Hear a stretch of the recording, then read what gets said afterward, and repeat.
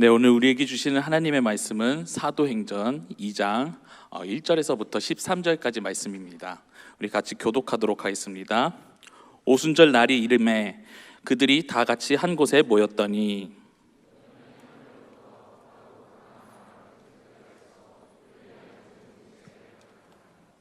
마치 불의 혀처럼 갈라지는 것들이 그들에게 보여 각 사람 위에 하나씩 임하여 있더니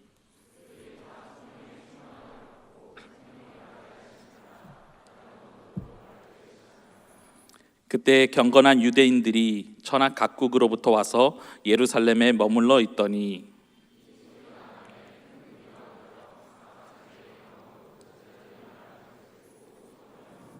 다 놀라 신기하게 여겨 이르되 보라, 이 말하는 사람들이 다 갈릴리 사람이 아니냐.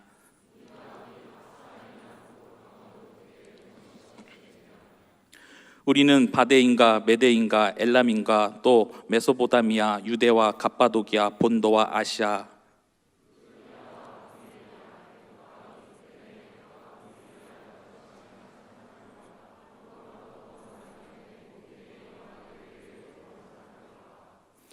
그레네인가 아라비아인들이라 우리가 다 우리의 각 언어로 하나님의 큰 일을 말함을 듣는도다 하고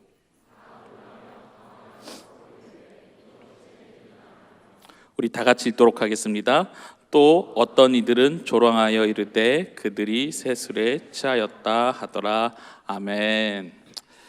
우리 좌우로 앞뒤로 또 같이 인사하도록 하겠습니다. 성령 충만하십시오. 한 번 더 인사하겠습니다. 성령으로 은혜 받읍시다. 여러분들은 인생을 사시면서 인생의 실패를 경험해 본 적 있으십니까? 제가 오늘 여러분들에게 먼저 서론에 소개시켜 드리고 싶은 한 인물이 있는데요, 이름이 커널 할랜드 샌더스라고 하는 미국의 한 남성이 있었습니다.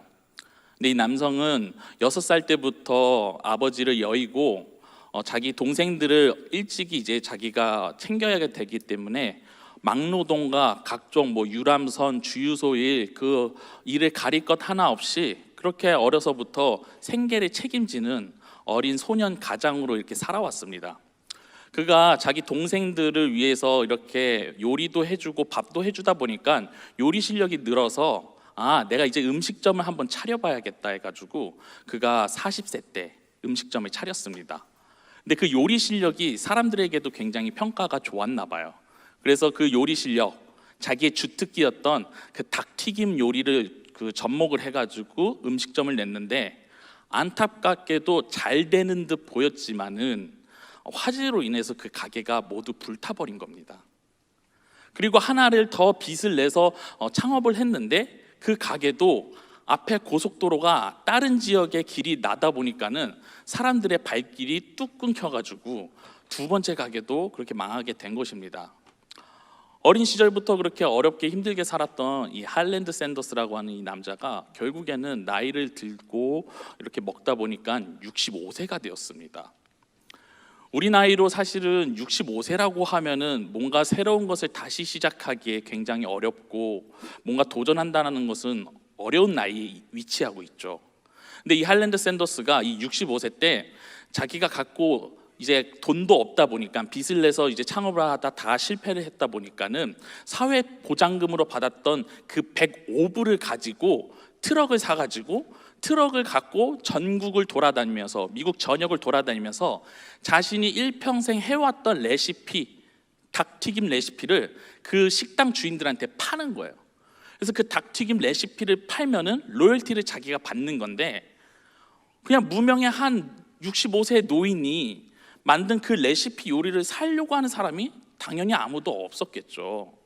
그래서 그 할랜드 샌더스가 거절당했던 횟수가 몇 번이었냐면 무려 1008번이었습니다.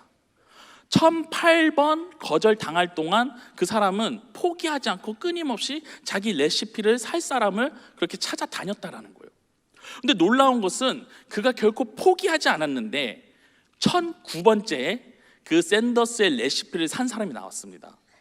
그래서 그 샌더스와 함께 그 레시피를 산 사람이 이제 같이 창업을 하게 돼서 이 식당 가게, 새로 차린 이 식당 가게가 여러분들이 잘 아시는 세계적인 치킨 브랜드 KFC로 성장하게 되는 것이에요. 여러분, 우리 인생 속에서 누구나 실패를 경험합니다. 우리는 어쩔 때 보면은 작은 실패도 있고, 또 누구는 평생의 트라우마로 남을 만한 큰 실패도 경험하게 됩니다. 근데 이 실패 속에서 우리가 실패가 있다는 것은 도전이 있다는 이야기고, 우리가 계속 끊임없이 무언가 한다라는 것은 굉장히 가치 있는 일이에요. 오늘 성경 본문 말씀에서 본격적으로 예수님과 또 제자들 이야기를 제가 하려고 하는데, 제자들은 예수님의 공생의 기간 동안 수많은 제자 훈련을 예수님으로부터 직접 배웠던 사람입니다. 근데 우리가 사복음서를 살펴보면 아시겠지만, 제자들의 성적표가 굉장히 그렇게 높은 점수를 매겨줄 만한 그런 높은 사역을 잘 하지는 못했습니다. 귀신을 내쫓아야 되는데 귀신을 내쫓지 못했고요, 예수님을 배신하고 팔아 넘겼고요, 또 예수님이 너희가 사람 낚는 어부가 되게 하겠다, 어부일 하지 말라 하셨음에도 불구하고 제자들은 자신들의 본업 어부일을 다시 되돌아가고요, 수많은 시행착오와 문제들이 많았습니다. 어떻게 보면은 그 제자들은 계속적인 끊임없는 실패를 경험했지만, 그 실패가 문제되지 않았던 이유는 무엇이냐면 그들과 함께 예수님이 계셨기 때문입니다. 제자들이 귀신을 내쫓으려고 해도 내쫓지지가 않으니까 그걸 예수님께서 수습하시고, 믿음으로 치유를 하려고 해도 그게 실패를 해도 예수님께서 그것을 다 알아서 커버해 주시고 그 제자들을 하나하나 케어해 주셨다는 거예요. 그렇기 때문에 그 제자들의 실패가 문제가 되지 않았는데, 우리가 이제 본격적으로 사도행전을 살펴보면, 우리가 지난주 우리 팀장 목사님과 함께 같이 나눴던 설교 내용이 어떤 내용이었냐면, 예수님께서 십자가에 못 박히시고 돌아가셨다가 다시 사흘 만에 부활하셨습니다.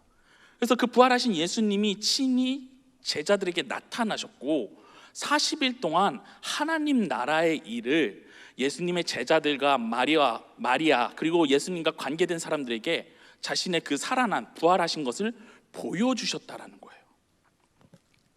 우리가 생각할 때 예수님이 이제 부활하셨으니까 앞으로 예수님과 함께 오히려 죽은 사람이 부활했기 때문에 예수님이 이스라엘 전역을 돌아다니면서 한 번 더 말씀을 전하시면은 더 많은 이스라엘 사람들이 복음을 받아들이고 또 예수님을 잘 믿지 않겠습니까? 근데 놀라운 사실은 무엇이냐면, 예수님은 부활하셨지만 40일 동안 함께 하시고 그 갓나먼이라고 하는 그 산에서 예수님과 제자들이 마지막 작별 인사를 하고 예수님은 승천하셨다라는 겁니다. 그런데 여기서 예수님께서 그 제자들에게 한 가지 약속을 하십니다.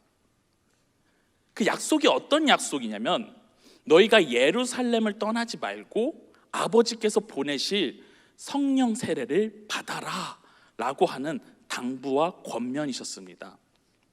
그래서 오늘 우리가 읽었던 그 사도행전 2장 1절부터 13절까지의 말씀의 내용이 어떤 내용이냐면, 그 말씀에 순종해서 120명의 문도, 여기서 문도라는 건요 신도를 뜻하는데요, 120명의 그 제자들과 신도들이 다락방에서 기도하는 과정 가운데 성령 충만을 받게 되는 놀라운 역사가 일어났다라고 하는 것입니다. 근데 우리가 여기서 좀 더 살펴볼 내용이 있는데, 그렇다면 120명의 사람들이 다락방에서 모여서 마음을 합하고 기도하여서 성령님께서 임했다라고 했는데, 사실 예수님께서 부활하시고 그 성령 세례를 받으라라고 당부했던 그 사람의 숫자는 120명만이 아니었습니다. 우리 같이 말씀 읽으실 텐데요, 고린도전서 15장 4절에서부터 6절까지 말씀 우리 다 같이 한번 읽어보도록 하겠습니다. 시작. 장사 지낸 바 되셨다가 성경대로 사흘 만에 다시 살아나사 게바에게 보이시고 후에 12 제자에게와 그 후에 500여 형제에게 일시에 보이셨나니 그 중에 지금까지 대다수는 살아있고 어떤 사람들은 잠들었으며. 아멘. 여러분, 이 고린도전서에서는요, 예수님께서 그 부활하시고 나서 몇 명을 만났냐면 형제만 해도 500명을 만났대요. 그래서 학자들이 이게 계산을 해보니까 몇 명 만났을까 이렇게 추산을 해보니까 대략 한 600명 정도 만나셨고 자신이 부활하셨다라는 걸 보여주셨다라는 거예요. 그런데 오늘 이 오순절 다락방 사건은 120명밖에 없다라는 겁니다. 그럼 우리 주님께서 부활하시고 하나님 나라 일을 가르치셨는데 그 나머지 480명의 사람들은 어디로 갔을까요? 여러분들이 한번 곰곰이 생각해 보시기 바랍니다. 이 480명은 도대체 어디로 갔을까? 이들은 분명히 예수님께서 이미 십자가에 못 박혀서 죽었던 한 나사렛 인간이 다시 죽었다가 부활했던 그것을 목격했던 사람이었습니다. 그 목격했던 기적의 현장을 직접 눈으로 보고 경험했음에도 불구하고 480명은 세상의 길로 떠났다라는 거예요. 성경에서는 그 나머지 사람들에 대해서 자세히 설명하고 있지 않습니다. 제가 한번 고민해보고 묵상해봤는데요. 왜 떠났을까? 아마 그들은 예수님이 부활하셨지만 예수님께서 이제 승천하시고 자신들과 함께하지 않는다라고 하는 사실이 굉장히 어려웠을 것 같아요. 왜냐하면 예수님의 제자들조차 예수님을 배신하고 실패했던 경험이 있었는데 그 이전까지는 예수님이 함께하면서 다 뒷수습을 해주셨어요. 근데 이제는 예수님께서 떠나가 버리신 거예요. 또 한 가지, 아직 예수님이 부활은 하셨지만 예수님을 향한 세상의 핍박과 공격은 여전히 그대로라는 거예요. 그렇기 때문에 아직도 주님 없이 내가 성령 충만을, 성령님의 그 성령 세례를 기다리고 믿음 생활을 지킨다라고 하는 것이 그들에게서는 굉장한 큰 도전이었고 불안이었고 두려운 요소가 되었을 것 같다. 480명은 세상의 길로 떠났지만 120명의 그 성도들은 다락방에서 성령 세례를 받기 위해 준비했습니다. 어떻게 준비했을까요? 우리 같이 말씀 한번 읽어보겠습니다. 사도행전 1장 14절 말씀 같이 읽겠습니다. 시작. 여자들과 예수의 어머니 마리아와 예수의 아우들과 더불어 마음을 같이하여 오로지 기도에 힘쓰더라. 아멘. 이 사람들이 그냥 모여서 뭐 일상 얘기 나누고 잡담하고 그냥 교제한 게 아닙니다. 더불어서 마음을 모으고 기도하였더니 오늘 사도행전 2장의 1절부터 13절까지의 성령님의 역사가 나타났다라는 것입니다. 이 120명의 사람은 주님이 약속하셨던 그 말씀에 순종하고 그 어려운 길을 따르고 마음을 모아서 기도했을 때 성령 세례를 받을 수 있었다라는 것입니다. 우리 오늘 읽었던 그 본문 말씀에 보면은 어떤 성령의 역사가 있었냐면 2절 말씀에 호련히 하늘로부터 급하고 강한 바람 같은 소리가 있어 그들이 앉은 온 집에 가득하며, 그들은 아마 뜨겁게 기도했을 겁니다. 이제는 주님이 안 계시거든요. 그들은 간절히 기도했을 겁니다. 성령을 못 받으면 우리를 지켜줄 수 있는 그 아무것도 없는 것처럼 외로웠을 거니까요. 근데 주님께서 그 약속하셨던 그 성령이 강한 바람처럼 나타나셨다라는 거예요. 임하셨다라는 거예요. 성령님을 강한 바람으로 표현하고 있습니다. 구약에서 성령은 히브리어로 루아흐라고 하는 말을 씁니다. 히브리어로. 이 루아흐는 숨, 바람 이렇게 표현하고 있는데 구약에서는 성령님을 숨, 바람으로 표현하고 있어요. 여러분들이 바람을 한번 상상해 봅시다. 오늘 지금 우리 이 예배당 가운데 바람이 가득 찬다 그러면 여러분 바람이 눈으로 보일까요? 바람은 보이지 않습니다. 바람은 어디서부터 어디로 가는 걸까요? 시작과 끝을 알 수 없을 정도로 갑자기 예고 없이 찾아오는 거예요. 그렇지만은 우리가 바람을 볼 수 없지만 우리는 그 바람을 느낄 수 있습니다. 오순절 그 마가의 다락방에서 임했던 그 성령님의 역사는 제자들 눈에는 분명히 바람과 같이 느껴져서 볼 수는 없었을 겁니다. 그러나 예고 없이 찾아오셨고 가장 적절하고 가장 중요한 때에 오셔서 그 제자들과 기도했던 그 120명의 성도들 머리 가운데 강력한 불의 혀와 같이 갈라지는 것을 통하여서 임하셨다라는 것입니다. 여러분들의 인생이 예수 그리스도를 따르는 그 제자의 인생이라고 한다면 여러분들의 신앙과 삶에서 작은 실패도 경험할 수 있고 큰 실패도 경험할 수 있습니다. 그러나 오늘 성경 말씀에서는 우리가 누구나 지금 다 고민하고 있는 문제가 무엇이냐면 내가 성장하는 것, 세상적인 것뿐만 아니라 믿음과 신앙적으로도 우리가 더 성장해야 되는 것에 대해서 여러분 다 기대하고 목표 삼고 있지 않습니까? 근데 왜 나는 내 신앙은 도대체 몇 년째 성장하지 못하고 늘 똑같은 문제, 내 연약한 영적인 문제 때문에 반복하며 넘어지고 실패할까? 오늘 그런 고민을 갖고 있는 많은 청년 여러분들이 계시다면은 이 성령 충만에 대해서 주목하셔야 된다는 거예요. 성령 충만을 받은 베드로와 요한과 사도들과 제자들은요, 일전에 오히려 예수님과 함께했던 그 능력도 못 나타내고 귀신도 못 쫓아냈던 그런 부족하고 흠 많은 제자들의 모습이 아니었다라는 거예요. 각각의 머리 위에 성령의 불이 임하셨을 때 그들이 어떠한 역사로 일어났냐면 바로 각각의 다른 언어로 말하는 방언의 역사가 일어났다라는 겁니다. 제가 약간의 배경 설명을 해드리고 싶은데요, 5절 말씀에 경건한 유대인들이 예루살렘에 모였다고 했어요. 여기서 경건한 유대인들은요, 디아스포라 유대인이라고 하는데요, 저를 한번 따라해 보실까요? 디아스포라는 우리가 이해하기 쉽게 말하면 재미교포 같은 사람들이에요. 이스라엘의 가장 중심인 예루살렘에 사는 사람이 아니라 각 지방에 각 지역에 흩어져서 살던 사람들이라서 이 사람들이 오순절 절기를 지키기 위해서 예루살렘에 순례하기 위해서 이 자리에 모인 거예요. 근데 그때 마침 120명의 성도들도 마가의 다락방에서 기도하고 있었고요. 근데 이 디아스포라 유대인들, 경건한 유대인이라고 그렇게 표현되어 있는 이 유대인들의 특징은 무엇이었냐면 각 지방의 고유 언어를 사용했어요.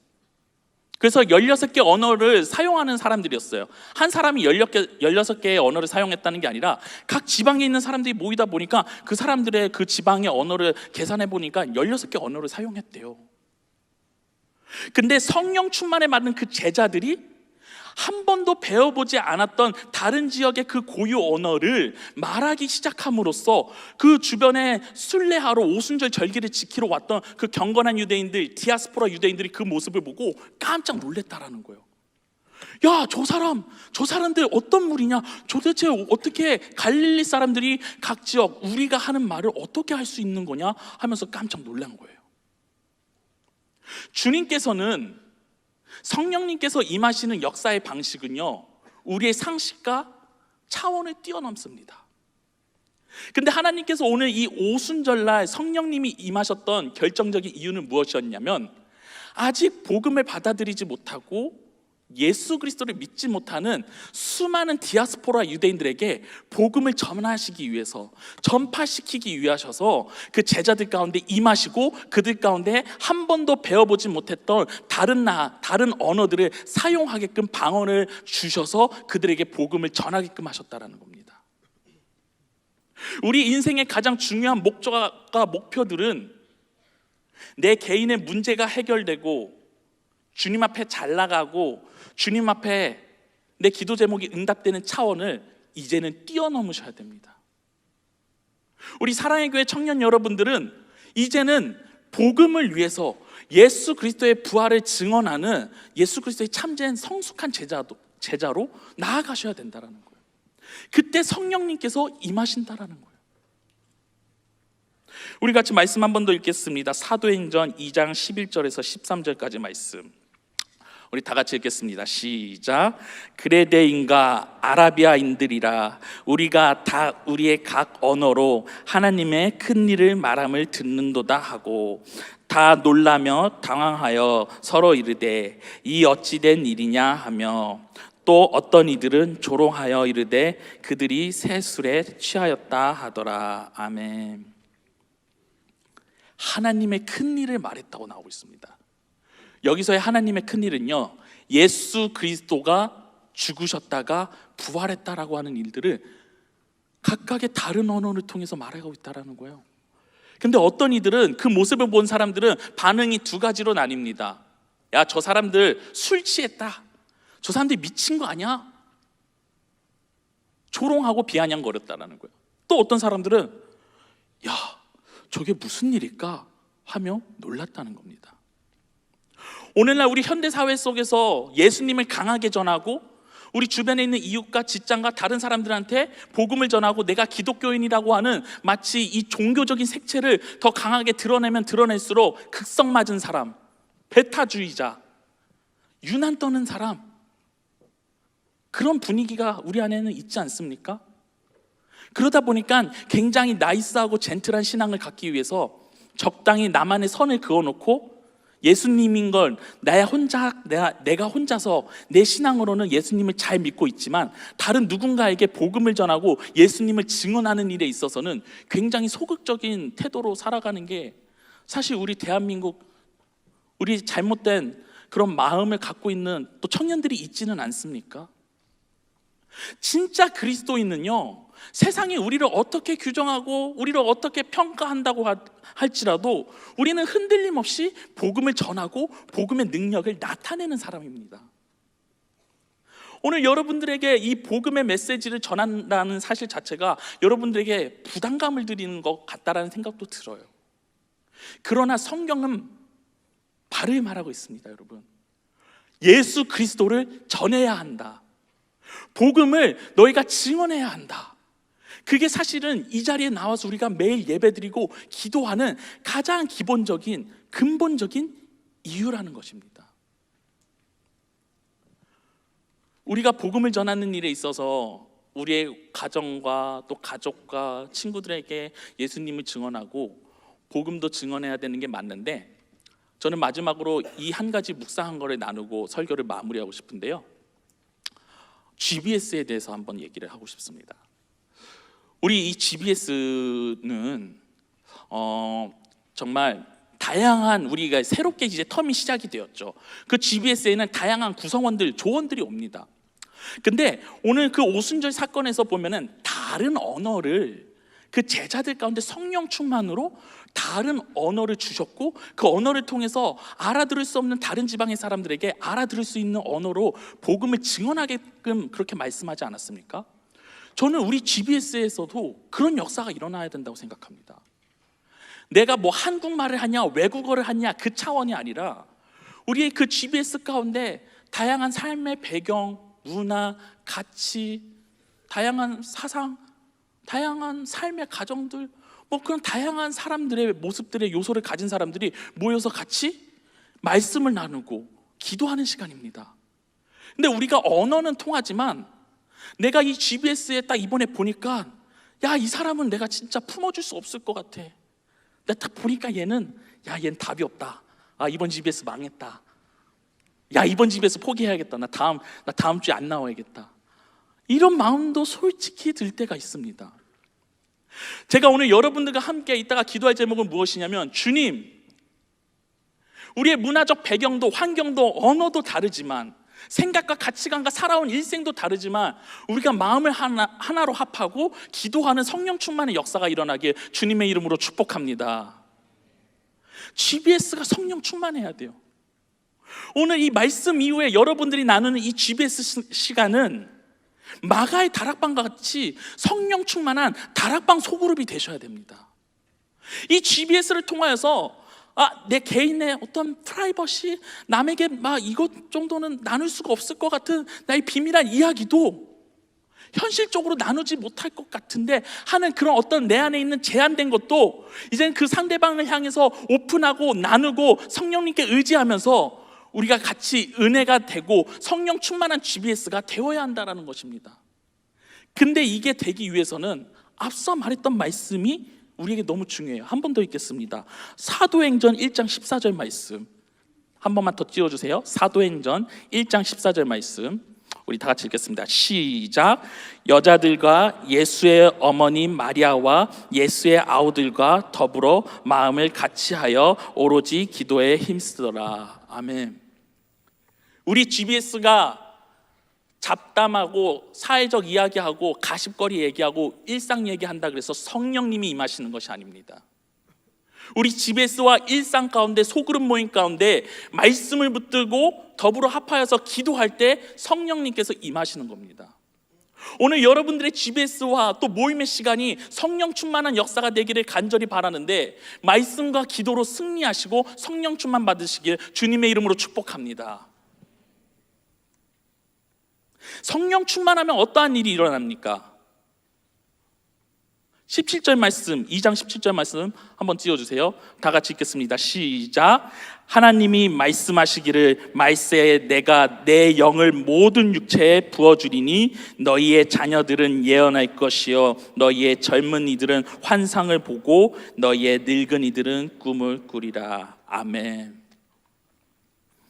어려운 신학적인 배경들이 숨겨져 있는데요, 그거 설명하지 않고 간단하게 설명하고 마무리하겠습니다. 늙은이가 꿈을 꾼다? 이미 나이가 다 들어서 일생을 마감해야 되는 그 나이 때에 꿈을 꾼다? 이치에 안 맞죠. 젊은이들이 환상을 본다? 젊을 때일수록 이성주의적이고 현실주의인 사람들이 환상적인 것을 본다? 어딘가 뭔가 맞지가 않죠. 자녀들이 예언을 한다? 부모나 멘토를 만나서 교육받고 성장해서 가르침을 받아야 될 존재들이 비전을 제시하고 예언을 한다? 맞지 않는 이야기죠. 저는 이 세 가지의 공통점이 무엇이냐면, 성령님께서 임하시면 말이 되지 않는 것이 말이 되게 된다. 불가능한 것이 가능케 된다. 여러분들의 인생 가운데 정말 불가능한 것이 가능케 되는 놀라운 성령 충만의 역사가 일어날 수 있다는 겁니다. 바라옵건대 여러분들의 그 모임 가운데, 소그룹 가운데 성령님이 오늘 이 시간 강력하게 기름 부어주셔서 여러분들의 마음과 육신과 기도 제목과 그 어떤 것들이 다 성령님의 감동하심을 통하여서 은혜가 되고, 내가 받아들일 수 없는 것 같은 그 상대방도 정말 눈물로 공감해 줄 수 있는 그 한 영혼을 향한 정말 목자의 심정도 내가 느껴질 수 있게 하여 주시고, 내가 남을 더 섬기게 하시고, 내가 더 받는 것이 아니라 다른 사람을 더 품을 수 있는 주님, 그런 놀라운 소그룹의 현장이 오늘 우리 이 시간 가운데 역사하시길 주님의 이름으로 축복합니다.